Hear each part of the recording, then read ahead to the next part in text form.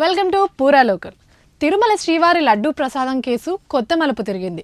ఉత్తరాఖండ్ రూర్కీలోని Bholebaba organic dairy private limited డైరెక్టర్లు విపిన్ జైన్, పోమిల్ జైన్, శ్రీకాళహస్తి సమీపంలోని పెనుబాకలో ఉన్న Sri Vaishnavi private limited CEO Apoorva Chavada, తమిళనాడులోని ఏఆర్ డైరీ MD రాజు రాజశేఖర్లను సిట్ అధికారులు తిరుపతిలో అరెస్ట్ చేశారు.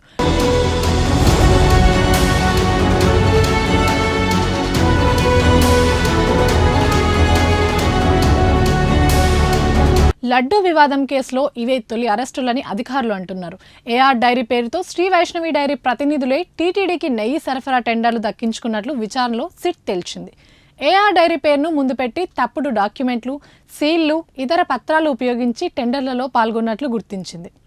అసలు భోలేబాబాకు భారీ ఎత్తున నెయ్యి ఉత్పత్తి చేసే సామర్థ్యం లేదని, ఆ సంస్థ మిగతా చోట్ల సేకరించి సరఫరా చేసిందని గుర్తించింది.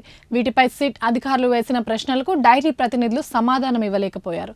భోలేబాబా నుంచి కిలో నెయ్యి 355కు కొనుగోలు చేసి శ్రీ వైష్ణవి డైరీ ఏఆర్ డైరీకి 319.80 పైసలకు సరఫరా చేసినట్లు రికార్డుల్లో ఉంది. ఎక్కువ ధరకు కొని తక్కువ మొత్తానికి సరఫరా చేయడం ఎలా సాధ్యం? కల్తీ చెయ్యలేదా అని విచారణలో ప్రశ్నించగా డైరీ ప్రతినిధులు స్పందించలేదని సిట్ బృందం తెలిపింది. ఆయా డైరీల ఉత్పత్తి సామర్థ్యం ఎంత, వారు ఎక్కడి నుంచి పాలు సేకరిస్తున్నారు తదితర వివరాలు సిట్ అధికారులు రాబట్టారు. టీటీడీలో ఏఆర్ డైరీ ఒప్పందం చేసుకుంటే శ్రీ వైష్ణవి డైరీ నుంచి ఎందుకు సరఫరా చేశారు?